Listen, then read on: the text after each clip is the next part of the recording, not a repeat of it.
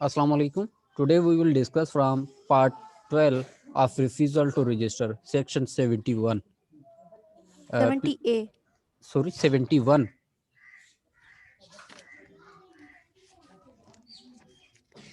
We are skipping the part 11A of the copying documents by mean of photography, etc. Part 12 of refusal of register. 71. Reason for refusal to register to be recorded.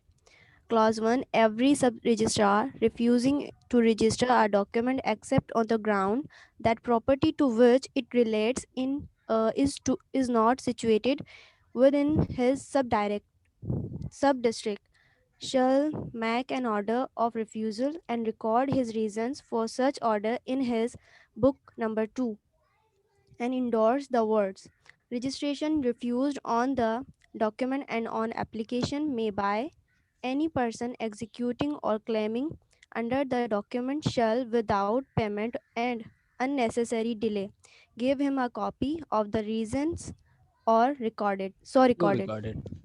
जी 2 पढ़ ले. No सबसे registering to. officer no registering officer shall accept for registration a document so endorsed unless and until under the provision hereinafter contained the document is directed to be registered. जी अब यहाँ पे ये है कि ये हम ऑलरेडी शॉर्टली डिस्कस कर चुके हैं कि अगर किसी भी वक्त कोई रजिस्टरिंग ऑफिसर रिफ्यूज कर रहा है फॉर द रजिस्ट्रेशन, तो वो अपने रीजंस वहाँ पे डिस्क्राइब करेगा, रीजंस बताएगा कि भाई इस वजह से मैं इस डॉक्यूमेंट को रजिस्टर नहीं कर रहा, और वो उस डॉक्यूमेंट को और रीजन को बुक 2 में लिखेगा, जो कि हम सेक्शन 51 में डिटेल्स ऑफ द बुक्स पढ़ के आए. वहाँ पे बुक 2 है रजिस्ट्रेशन रिफ्यूज्ड या रिफ्यूजल टू रजिस्टर. तो जो डॉक्यूमेंट उन्होंने पेश किया है वहाँ पे लिखेगा कि रजिस्ट्रेशन रिफ्यूज्ड, और फिर अपने आर्डर की कॉपी जिसमें उन्होंने रीजंस लिखे हैं वो फ्री ऑफ कॉस्ट पार्टी को देगा जो एग्जीक्यूट कर रहा है या जो क्लेम कर रहा है. सो वहाँ पे वो अपने रीजंस बताएगा कि भाई इस वजह से मैं ये नहीं कर रहा. There are 2 exceptions. नंबर 1, अगर आपने हैदराबाद की प्रॉपर्टी हैदराबाद में है और आपने उसे जाके प्रेजेंट किया लाडकाना में, तो वो जस्ट आपसे ये कहेगा कि जनाब ये मेरे जुरिस्डिक्शन में नहीं आ रहा, ये आप वापस लेके फलां जगह पे जाके प्रेजेंट करें. तो वो रिटर्न कर देगा, रिफ्यूज नहीं करेगा. उस डॉक्यूमेंट को रजिस्टर करने से रिफ्यूज नहीं करेगा बल्कि रिटर्न कर देगा. एंड नंबर 2, और अगर कोई ऑफिसर किसी भी रजिस्टरिंग डॉक्यूमेंट को एक्सेप्ट कर रहा है, कबूल कर रहा है कि भाई ठीक है मैं आपका रजिस्टर कर देता हूँ, मगर ये कंडीशन है आप ये फुलफिल कर लें. फॉर एग्जांपल किसी जगह पे ओवर राइटिंग की किसी जगह पे ओवर राइटिंग की हुई है, तो रजिस्टरिंग ऑफिसर कहेगा कि जनाब आप यहाँ पे सिग्नेचर कर ले, या जो एग्जीक्यूटेंट है उसके सिग्नेचर में डिफरेंट है, एक डॉक्यूमेंट में 2 सिग्नेचर किए हुए हैं और दोनों सिग्नेचर डिफरेंट है, तो वो कहेगा कि जनाब आप यहाँ पे इंडोर्समेंट करें, अपने सिग्नेचर वेरीफाई करवाएं. तो वो सिग्नेचर करेगा और जब दोनों मैच होंगे तो रजिस्टर करेगा, अदरवाइज वो रिफ्यूज करेगा रजिस्ट्रेशन करने से. Is it clear? These are 2 points for refusal to register और उसके 2 एक्सेप्शंस. सर सेक्शन 19 में एक सेक्शन 19 भी तो बताया हुआ है कि अगर अंडरस्टूडेबल नहीं होगी राइटिंग तो तब भी वो रिफ्यूज कर सकता है, तो ये सेक्शन इस सेक्शन के अंदर आ सकता है 71 के अंदर. एग्जैक्टली कि कोई भी रीजन है तो वो वहां पे रीजंस मेंशन करेगा कि भाई इस वजह से मैं ये रिफ्यूज कर रहा, तो वो अपने रीजंस लिखेगा. Okay sir. जी Section 72. Appeal to registrar from orders of registrar, sub-registrar refusing registration on ground other than denial of execution. जी Number 1. Accept where the refusal is made on the ground of denial of execution and appeals shall lie against an order of a sub-registrar refusing to admit a document to registration where the registration of such document is compulsory or optional. to the registrar to whom such sub-registrar is subordinate if presented to such registrar within 30 days from the date of the order, and the registrar may reverse or alter such order. Just one second. यहाँ पे ये है कि अगर सब registrar ने कोई for the refusal to register the document, but यहाँ पे एक एक्सेप्शन है कि अगर on the ground denial of execution, अगर जो एग्जीक्यूटेंट है वो डिनाई कर रहा है, जनाब मैंने ये एग्जीक्यूशन की ही नहीं है, ठीक है, आपने इस डॉक्यूमेंट को आके पेश किया कि जनाब बासित चांडियों ने मुझे ये ज़मीन सेल कर दी है, मैंने बासित को बुलाया कि जनाब आपने ये ज़मीन इनको सेल कर दी है, बासित ने कहा नहीं सर मैंने तो कोई ज़मीन सेल नहीं की है। सो अगर मैं कहूँ कि on the statement of mister Basit who is executant in this document who denied the execution of this deed, तो फिर आप अपील में नहीं जा सकते सब रजिस्ट्रार के पास। और अगर कोई और रीज़न है, चाहे वो कंपलसरी डॉक्यूमेंट है सेक्शन 17 में या ऑप्शनल है सेक्शन 18 में, तो आप उसकी अपील जो है विद इन 30 डेज, 30 दिन के अंदर टाइम पीरियड बताया गया है, विद इन 30 डेज आप उस ऑर्डर को चैलेंज करेंगे बिफोर सब registrar, sorry before registrar. Registrar भी कौन सा? वो रजिस्ट्रार जो सुपीरियर हो, जो हायर अथॉरिटी हो उस सब रजिस्ट्रार का जिन्होंने ऑर्डर पास किया। और फिर रजिस्ट्रार के पास पावर है कि वो या तो उसे रिवर्स कर सकता है या फिर उसे अल्टर कर सकता है। रिवर्स का मतलब है कि टोटली उसे खत्म कर दे, अल्टर का मतलब है कि टू सम एक्सटेंट थोड़ी चेंजिंग कर ले। जी, subsection 2। If any order of the registrar directs the documents to be registered and the documents is duly presented for the registration within 30 days after the making of such order, the registrar shall obey the same and thereupon shall, so far as may be practicable, follow the procedure prescribed in section 58, 59 and 60, and such registration shall take effect as if the document had been registered when it was first duly presented for registration.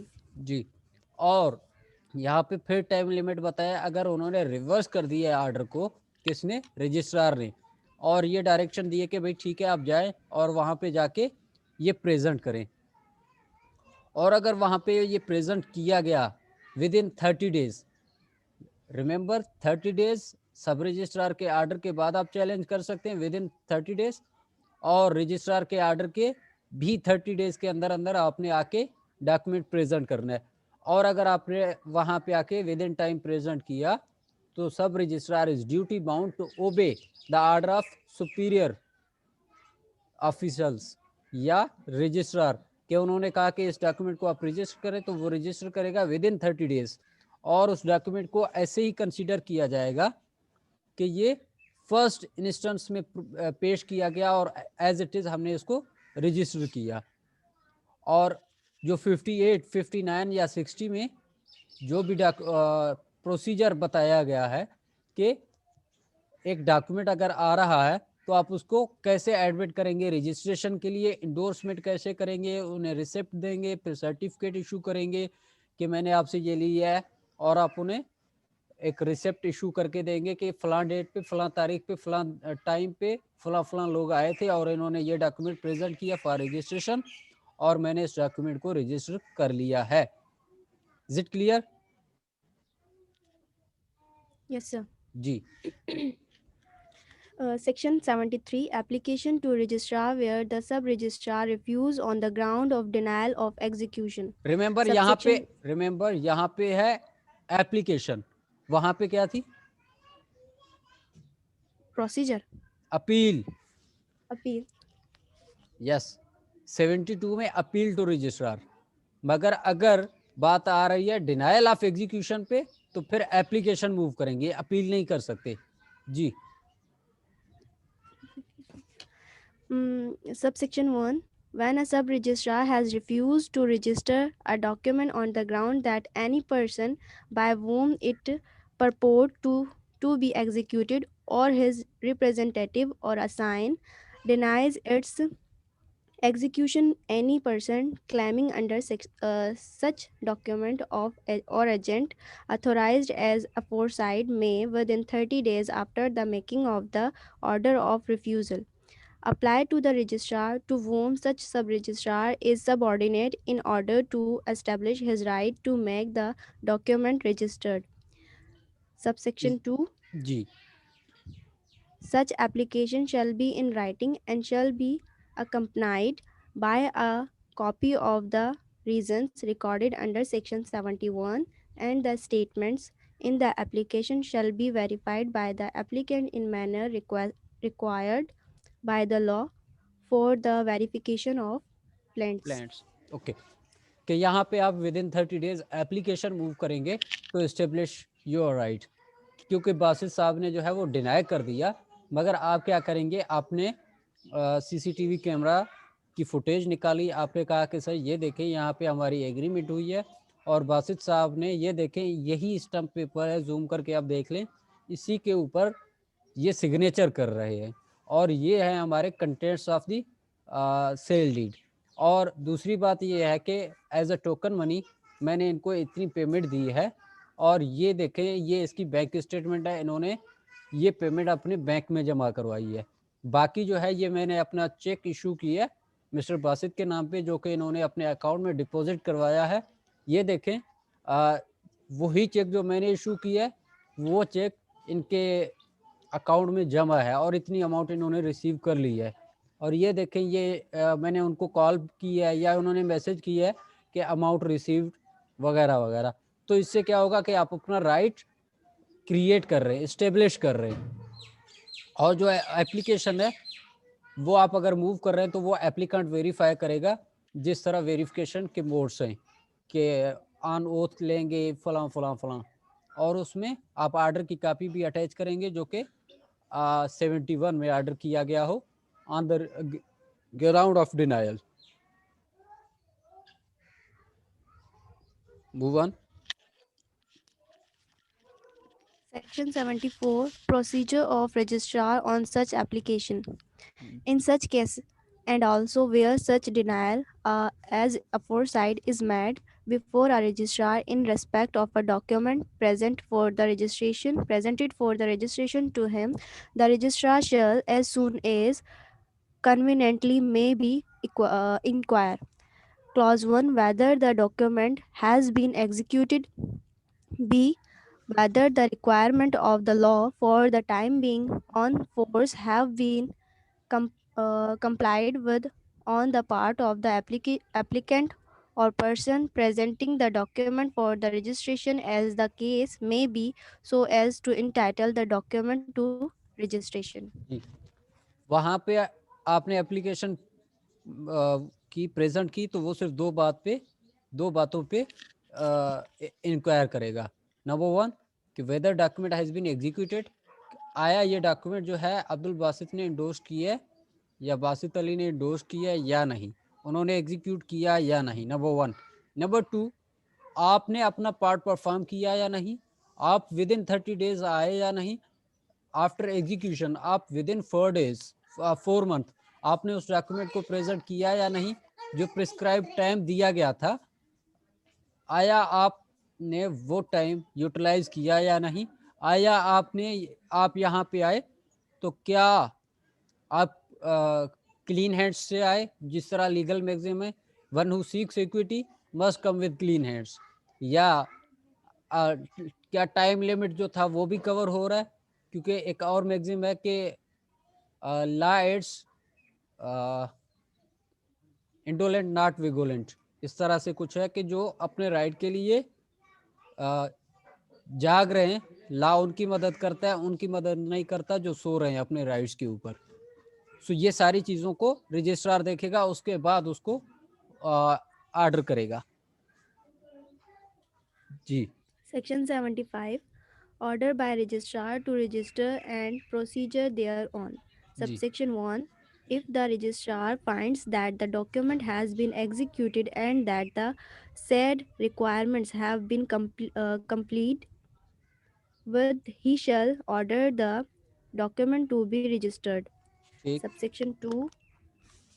If any document is duly presented for registration within 30 days after the making of such order, the registering officer shall obey the same, and thereupon shall, so far as may be practicable, follow the procedure prescribed in section 58, 59, and 60. ठीक. Subsection 3. Such registration shall take effect as if the document has been registered with it was first duly presented for registration. Subsection 4. The registrar may, for the purpose of any inquiry under Section 74, summon and enforce the attendance of witness and compel them to give evidence as if he were a civil court, and he may also direct by whom the whole or any part of the courts of any such inquiry shall be paid, and such cost shall be recoverable as if they had been awarded in a suit under the Code of Civil Procedure 1908. Okay. अब यहाँ पे भी वही बात कर रहा है कि अगर रजिस्ट्रार को ये लगे कि डॉक्यूमेंट एग्जीक्यूट हुआ था तो वो ऑर्डर करेगा सब रजिस्ट्रार को कि भाई आप इसकी डॉक्यूमेंट को रजिस्टर करें, और अगर ऐसा डायरेक्शन आया तो और पार्टी विद इन 30 डेज सब रजिस्ट्रार के पास आए तो सब रजिस्ट्रार ऐसे के उस डॉक्यूमेंट को रजिस्टर करेगा बाय कंप्लाइंग दी सेक्शन 58, 59, 60. उसमें जो प्रोसीजर बताया गया कि अगर पेश किया गया तो पहले एंडोर्स करेगा, फिर सर्टिफिकेट देगा, फिर ये जो भी डॉक्यूमेंट को एडमिट करने का प्रोसीजर है वो सारा अपनाएगा, और उसको ऐसे ही कंसीडर किया जाएगा जैसे कि ये फर्स्ट इंस्टेंस में पेश किया गया हो, हमने कभी इसे रिफ्यूज़ ही नहीं किया था, ऐसे इस डॉक्यूमेंट को हम ट्रीट करेंगे. एंड लास्टली, अगर सेक्शन 74 के तहत जो हमने कहा कि इंक्वायरी करेगी रजिस्ट्रार, अगर रजिस्ट्रार साहब को ये लग रहा है कि जनाब इंक्वायरी के लिए मुझे कुछ विटनेसेस चाहिए, तो डेफिनेटली वो विटनेसेस को समन भी करेगा और उनको बुला भी सकता है और उनके अटेंडेंस को इन्फोर्स भी कर सकती है और उनसे एविडेंस भी रिकॉर्ड कर सकती है, और ये ऐसे ही कंसीडर किया जाएगा जैसे ये सिविल प्रोसीजर कोड की कोड है, सिविल कोड हो. रिमेंबर कि वहाँ पे जो भी खर्चा पानी आता है, कि जाहिर सी बात है अगर कोई विटनेस आ रहा है तो वो कहे कि जनाब हमें किराया दिया जाए, हमें एक्सपेंसेस दिए जाएं, या जैसे हमने बात की कि सीसीटीवी फुटेज कैमरा हमने निकाले हैं या बैंक डिटेल्स हमने निकाले हैं, तो जो सेक्शन 35A है कोड ऑफ सिविल प्रोसीजर 1908 की, उसमें ये है कि वो कास्ट आप देंगे अगर कोई बंदा फ्रॉडुलेंटली कोई एक्ट कर रहा है. तो अब हमने ये देखा कि बासित साहब जो हैं इन्होंने विलफुली आपको तंग करने के लिए, आपकी प्रॉपर्टी जो है वो यूजरअप करने के लिए, हड़प करने के लिए आपको ये कहा कि मैंने ये डॉक्यूमेंट एग्जीक्यूट ही नहीं किया, तो ये सारे जितना भी खर्चा होगा वो सारे हम बासित के ऊपर डाल देंगे कि जनाब आपने कोर्ट से झूठ क्यों बोली. Is it clear? Yes sir. अब यहाँ तक हमने क्या किया कि रजिस्ट्रार साहब जो हैं वो ऑर्डर को रिवर्स कर रहे हैं, भाई ठीक है आप रजिस्ट्रेशन करें. अब स्टार्ट होता है कि अब रजिस्ट्रार साहब ने जो है वो ऑर्डर किया कि जनाब इसकी रजिस्ट्रेशन ना करें. So start section 76. 76. Order of refusal by registrar.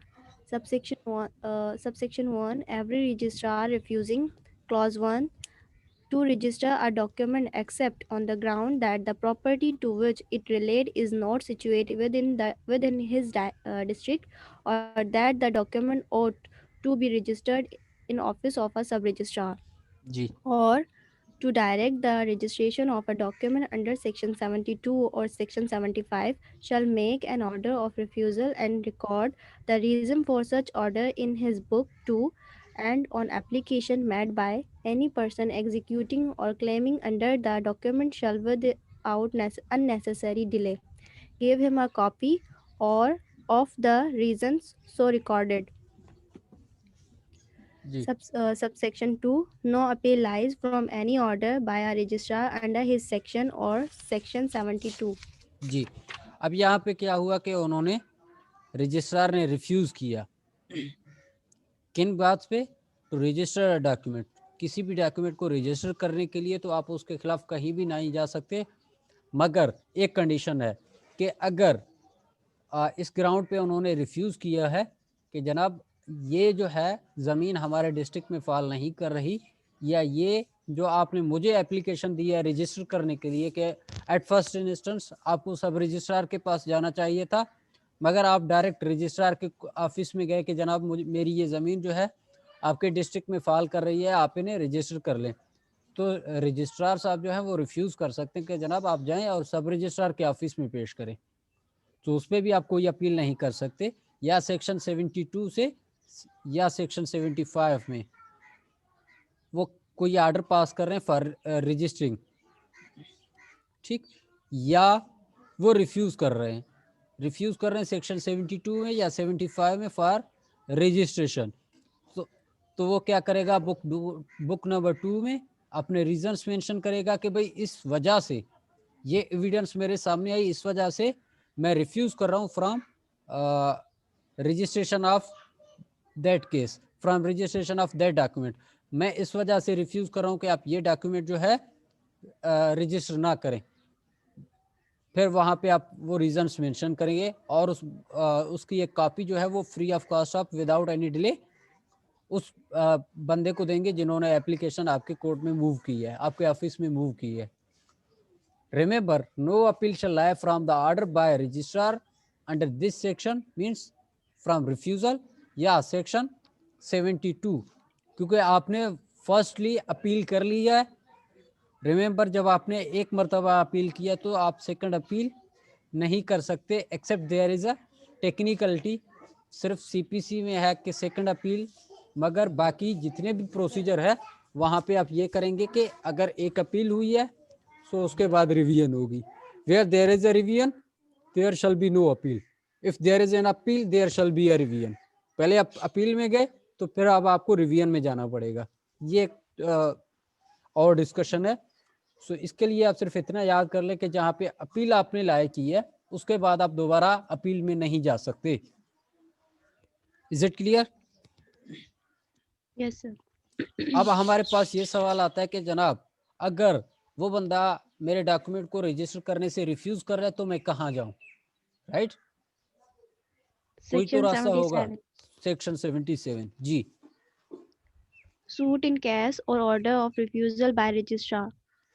Where the registrar refuses to order the document to be registered under Section 72 or Section 76, any person claiming under such document or his representative, assign or agent may within 30 days after the making of the order of refusal institute in the civil court within the local limits of whose original jurisdiction is situate the office in which the document is sought to be registered as a suit for decree directing the document to be registered in such office if it be duly presented for the registration within 30 days after the passing of such decree, provided that failure to file a suit on the dismissal of a suit filed under this section shall not dis- disentitle, disentitle a party to any order,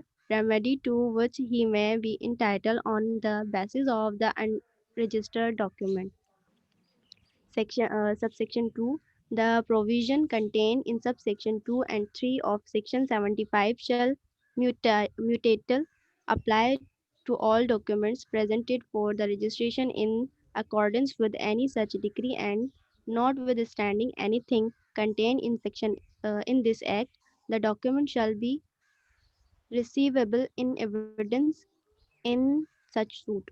जी, अब यहाँ पे ये है कि अगर section 72 में या section 76 में रजिस्ट्रार ने कोई भी ऑर्डर पास किया है फॉर रिफ्यूज़ल टू रजिस्टर, तो फिर हम क्या करेंगे, हम एप्लीकेशन हम सिविल सूट फाइल करेंगे, मगर सिविल सूट कहाँ फाइल करेंगे? उस ओरिजिनल जुरिस्डिक्शन में जहाँ पे हमारी प्रॉपर्टी सिचुएट कर रही है, या जिसके सब रजिस्ट्रार के ऑफिस में हमें वो एप्लीकेशन मूव करनी थी for the registration of our document, तो हम उसी कोर्ट की टेरिटोरियल और पेक्यूनियरी ज्यूरिसडिक्शन को मद्देनजर रखते हुए हम वहां पे चले जाएंगे, राइट। और फिर अगर यहाँ पे भी टाइम लिमिट बताया गया कि आप विद इन 30 डेज जाएंगे।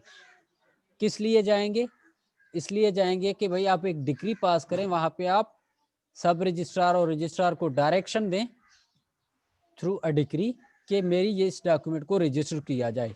और अगर on my application on my suit मेरे केस के ऊपर कोर्ट ने ये डिक्री पास कर दी, तो विद इन 30 डेज मुझे वो document along with decree produce करनी होगी। कहाँ पे?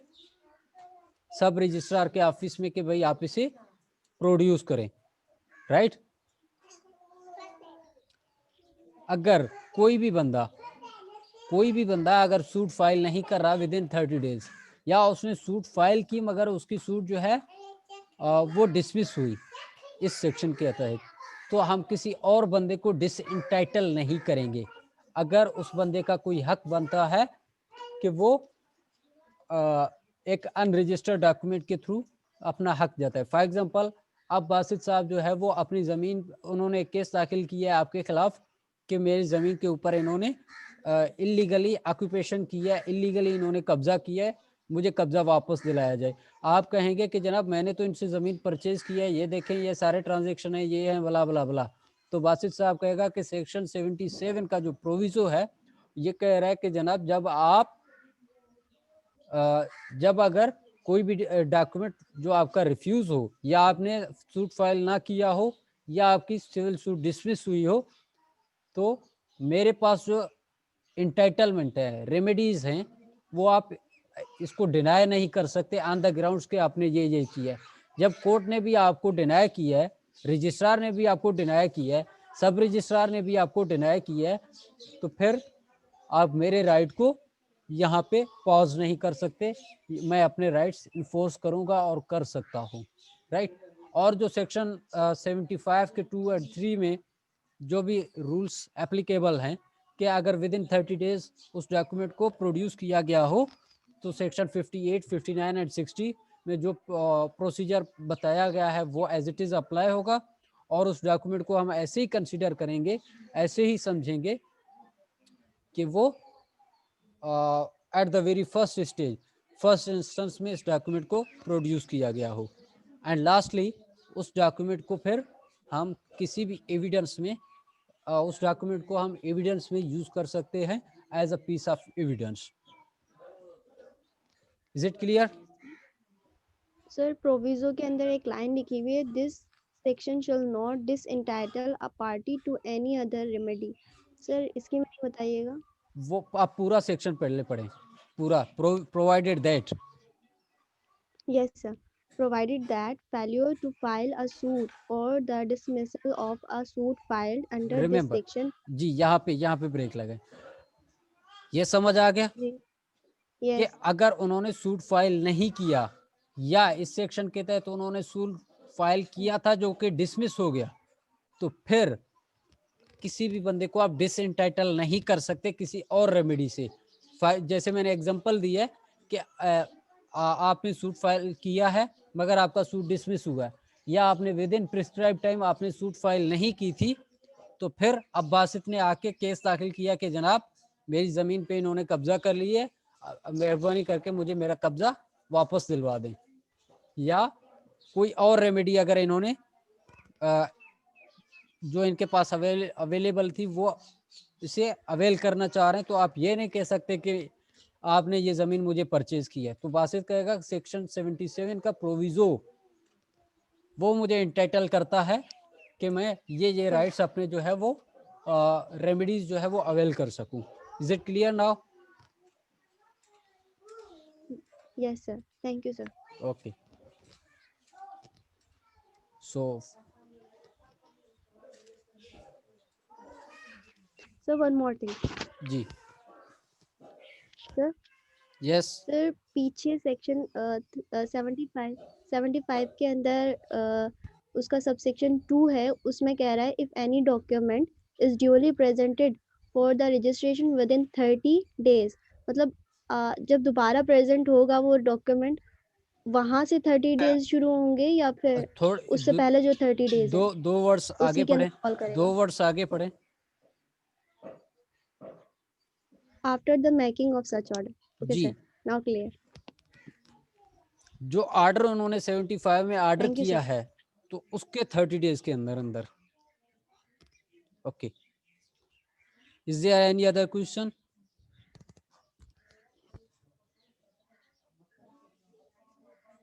Basit, kindly mark the attendance of the present students. Sir थी वही ऑलरेडी।